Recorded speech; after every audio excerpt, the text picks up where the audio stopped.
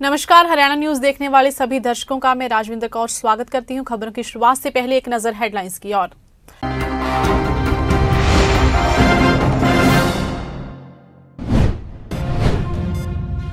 Punjab Haryana high court का आदेश, honour killing के मामले जल्द निपटाए जाएं। ध्यान रखें कि 3 माह में जांच पूरी हो जाए। करनाल में किसान लाठीचार्ज का मामला, पंजाब हरियाणा हाई कोर्ट ने सरकार से मांगा जवाब। करनाल के कुछ लोगों ने दाखिल की थी पिटीशन। कुमारी सैलजा लाठीचार्ज में हुए घायल किसानों से मिली किसानों का जाना हालचाल, कहा किसानों पर लाठीचार्ज सरकार के कहने पर हुआ।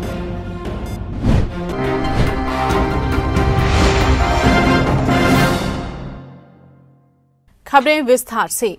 करनाल में किसानों पर हुए लाठीचार्ज का मामला अब कोर्ट तक पहुंच गया है। करनाल के कुछ लोगों ने इस लाठीचार्ज करवाने को लेकर पिटीशन दाखिल की थी। पंजाब हरियाणा हाई कोर्ट ने सरकार से जवाब मांगा है, जिसके तहत अगली सुनवाई पर सरकार को जवाब तलब करना होगा। दरअसल करनाल में किसानों पर लाठीचार्ज किया गया था, जिसके अंतर्गत कई किसान घायल हुए थे। एक किसान की जान भी चली गई थी, जिसे लेकर कुछ लोगों ने कोर्ट में याचिका दायर की थी।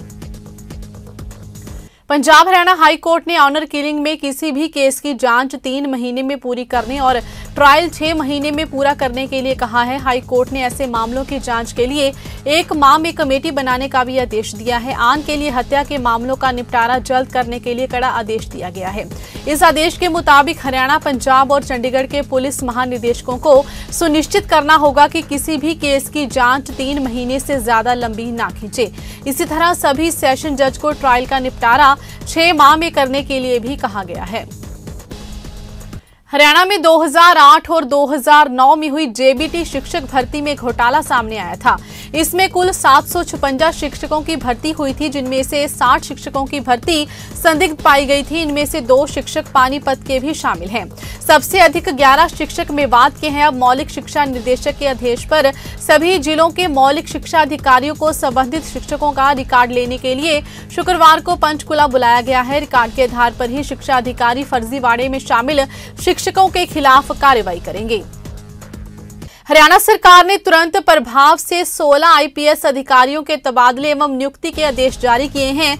पुलिस महानिदेशक पीके अग्रवाल को हरियाणा पुलिस हाउसिंग कॉर्पोरेशन के चेयरमैन का अतिरिक्त प्रभार सौंपा गया है। डीजीपी क्राइम पंचकुला मोहम्मद अकील, जिनके पास राज्य अपराध रिकॉर्ड ब्यूरो के निदेशक का अतिरिक्त प्रभार भी है, उन्हें कारागार हरियाणा का महानिदेशक लगाया गया है। फरीदाबाद नहर पार का गांव बडेने का सरकारी स्कूल आजकल तालाब बना हुआ है और अपनी दुर्दशा पर आंसू बहा रहा है। स्कूल के शिक्षकों का कहना है कि इस मामले में शिक्षा विभाग के अधिकारियों को कई बार शिकायत की गई है, लेकिन आज तक इस समस्या का समाधान नहीं हो सका है। जबकि स्थानीय पार्षद का कहना यह है कि बरसात के दिनों में ऐसा ही हो जाता है, जहां के सरकारी स्कूल में पानी लबालब है और विद्यार्थियों को आने जाने में काफी परेशानी का सामना करना पड़ रहा है। बरसात के कारण जल भराव की समस्या यहां पर ज्यादा बढ़ गई है। स्कूल की शिक्षिका जल भराव की समस्या ज्यादा है, जिसकी वजह से छोटे बच्चों को स्कूल आने में बड़ी परेशानी का सामना करना पड़ता है। उनकी माने तो स्थानीय और विभाग के अधिकारियों को इस मामले में कई बार शिकायत भी की गई है, लेकिन समस्या का समाधान नहीं हो सका है।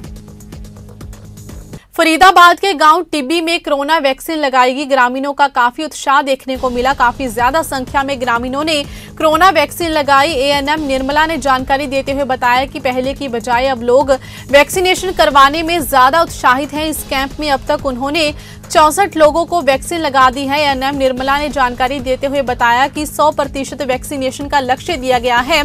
एएनएम निर्मला ने बताया कि किसी प्रकार की कोई बीमारी में रोकथाम नहीं है, सबको वैक्सीनेशन करवाना जरूरी है। हरियाणा के यमुनानगर में नवनियुक्त उपायुक्त पार्थ गुप्ता ने आज अपना कार्यभार संभाल लिया है। उन्होंने अधिकारियों से सरकार की योजनाओं को सही ढंग से समय पर लागू करने व लोगों तक लाभ पहुंचाने के निर्देश दिए हैं। उन्होंने कहा है कि यमुनानगर जिले में जो भी समस्याएं हैं, उनका विभिन्न विभागों के अधिकारियों से तालमेल बनाकर समाधान किया जाएगा। उन्होंने कर्मचारियों से कहा कि जिसका जो कार्य है वह उसे पूरी तत्परता से करे। इसके बावजूद लोगों को कोई दिक्कत आती है तो वे उनसे किसी भी समय संपर्क कर सकते हैं। कांग्रेस प्रदेश अध्यक्ष कुमारी सैलजा ने कहा है कि किसानों पर लाठीचार्ज सरकार के कहने पर हुआ है। वर्तमान भाजपा सरकार का किसानों से कोई सरोकार नहीं है, ये सरकार कारपोरेट घरानों की सरकार है। कांग्रेस पहले दिन से ही किसानों के आंदोलन का समर्थन कर रही है। राहुल गांधी के आदेश पर पूरा देश विशेषकर हरियाणा में पार्टी किसान मजदूरों के साथ है। उन्होंने कहा कि काले झंडे दिखाना कोई अपराध नहीं है, बल्कि लोकतंत्र में विरोध जताने के लिए सभी का अधिकार है। सरकार की शह पर निहत्थे किसानों पर लाठियां बरसाई गई और उनके सिर फोड़े गए।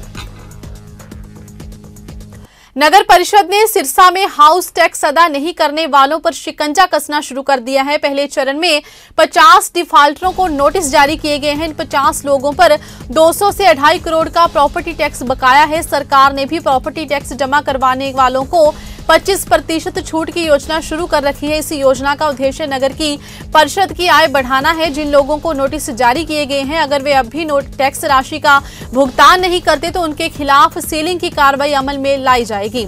दूसरे चरण में और लोगों को भी नोटिस जारी किए जाएंगे। नगर परिषद भी सभी प्रॉपर्टी मालिकों को नोटिस भेजेगा ताकि उन्हें ये पता चल सके कि उनका कितने रुपए का टैक्स बकाया है।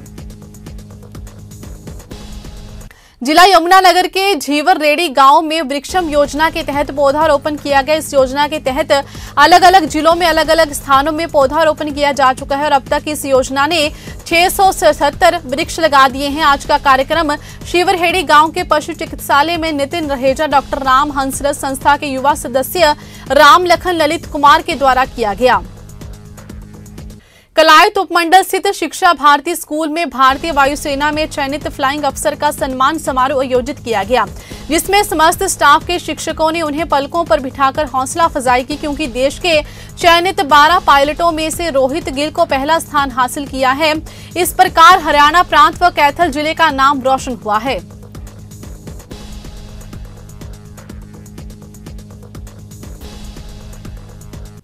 1 सितंबर 1956 को स्थापित हुआ भारतीय जीवन बीमा निगम अपनी 65वीं वर्षगांठ मना रहा है। इस उपलक्ष्य में हर वर्ष 1 से 7 सितंबर तक बीमा सप्ताह समारोह का आयोजन किया जाता है। LIC करनाल मंडल की टीम भी आज बीमा सप्ताह समारोह मनाते हुए सेक्टर 13 स्थित स्वास्थ्य केंद्र पहुंची। कोरोना की रोकथाम के लिए स्वास्थ्य कर्मियों को सलाम करते हुए निगम की टीम ने मास्क, सैनिटाइजर और ग्लव्स विकसित किए। LIC से राकेश कौल ने बताया कि हर वर्ष बीमा सप्ताह समारोह मनाते हुए इस तरह के सामाजिक कार्य किए जाते हैं। इनमें जरूरतमंदों को आवश्यक वस्तुएं वितरित करना, पौधारोपण करने जैसे कार्य भी शामिल हैं। फिलहाल हरियाणा न्यूज में बस इतना ही। मुझे दीजिए इजाजत। धन्यवाद।